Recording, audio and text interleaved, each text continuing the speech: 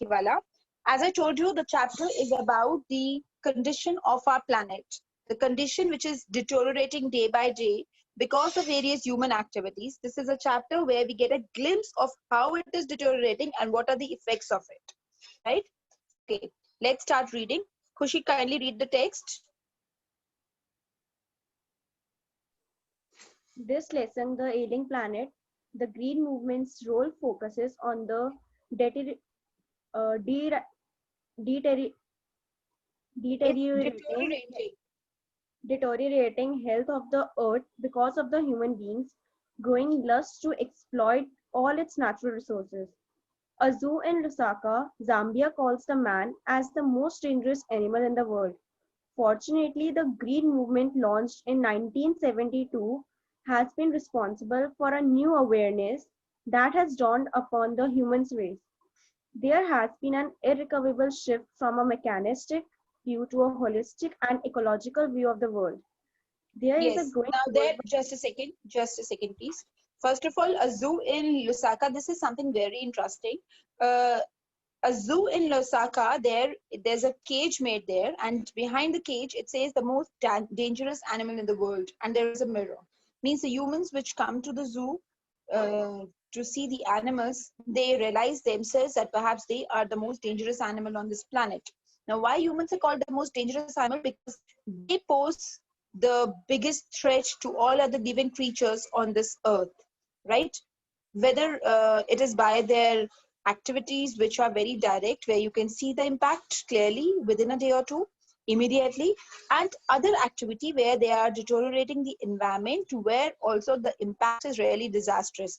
Though that impact may not be very random, the results you may not see immediately, but yes, over the years, gradually we are seeing the effect, right? Now, the Green Movement launched in 1972 has been responsible for a new kind of awareness among the humans. The view has shifted from that mechanistic view to a holistic and ecological view of the world.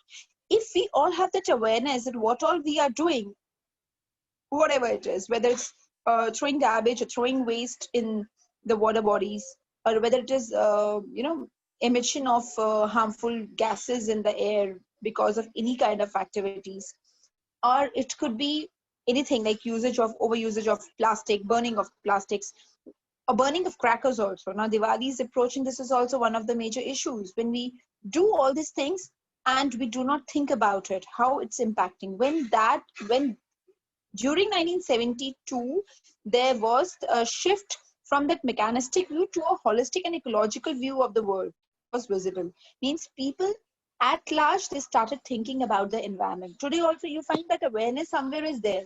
Now recently, Ganesh Chaturthi was celebrated. Now we all understand it's not just because of COVID. Otherwise, also from past few years, we have been observing people prefer to purchase eco-friendly Ganesha, which melt easily in the water rather than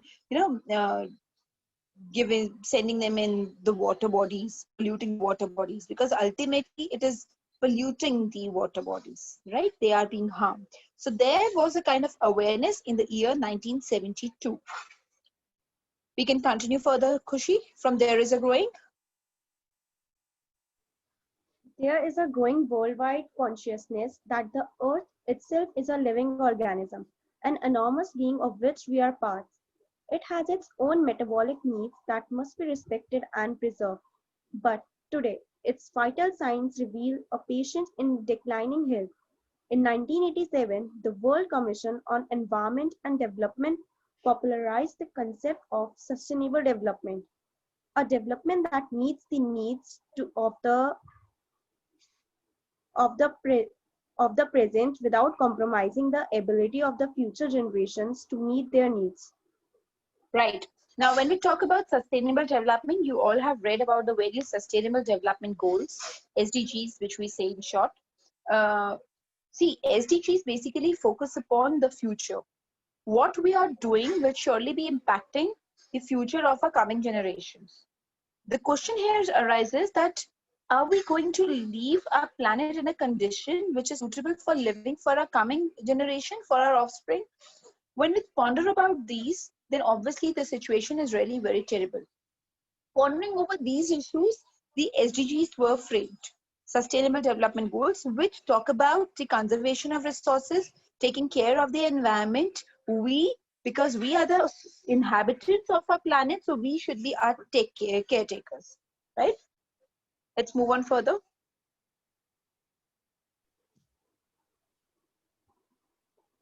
According to Mr. Lester R. Brown, there are four biological systems, namely fisheries, forests, grasslands, and croplands.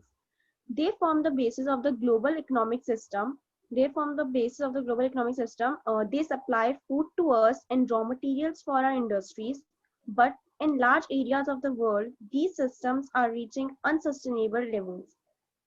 Their productivity is being damaged. For the Right. first time in Just a sec, Khushi. After reading one sentence, please give us so that I can give the explanation. According to Mr. Lester R. Brown, there are four biological systems we know, that is fisheries, forests, grasslands, and croplands. And for a global economic system, these are the foundation, we can say. Right? They supply food and the entire chain moves on, and the raw materials also. But in large areas of the world, these systems are reaching an unsustainable levels. Again, if there's a misbalance, that impacts the entire chain. The productivity is also being damaged because of various human activities. Let's move on.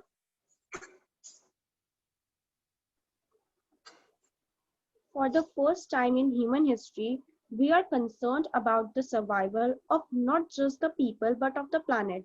In this era of responsibility, an industry can play a crucial role. Today, many industrialists and politicians have realized their responsibility in preserving the natural resources for the future generation. Right, that is the question which I asked you just a few minutes. What we are doing today, guys, just give me a second, please. Aaron, can we take a pause? So, for the first time in human history, we are concerned about the survival of not just the people, but of the planet. So, rather than just talking about the individual needs, rather than just talking about our personal motives, we should also focus upon, rather, it's more important that the priority should be given upon the environment. See, when industries are set up, obviously, the purpose behind that is profit making, right? But in chasing that profit, we forget the long run hindrance done to the environment. And what is that? That is obviously the harmful gases emitted out of the industries, the polluted waste which goes into the water bodies. Somewhere they're giving a bigger impact. We ourselves have seen that change in the environment from last decade to this decade. There's a major drastic change. Even you people might be realizing that some environment is changing. Earlier, when the mobile phones were not so common, the mobile towers have actually created a lot of havoc in the environment. Several species of birds. If we talk about common sparrow is now getting extinct somewhere, right? It's getting disappeared. We do not see common sparrow so common. Earlier, common sparrow was something which, if you just step out of your house, you will see many of them. But these days, whether it's so many birds, so many species of animals, which there was a revival in this corona period, we found that animals and birds, they have actually got the time to, to cope up. They're coming outside their houses or their hidden places because they were not able to move freely. Obviously, we're not talking about the wild animals. It's not good that wild animals come out of their wild places. That's not safe for humans. But in general, when we talk about environment, overall, all these things are happening, right? It's becoming difficult for these speechless birds and animals also to survive.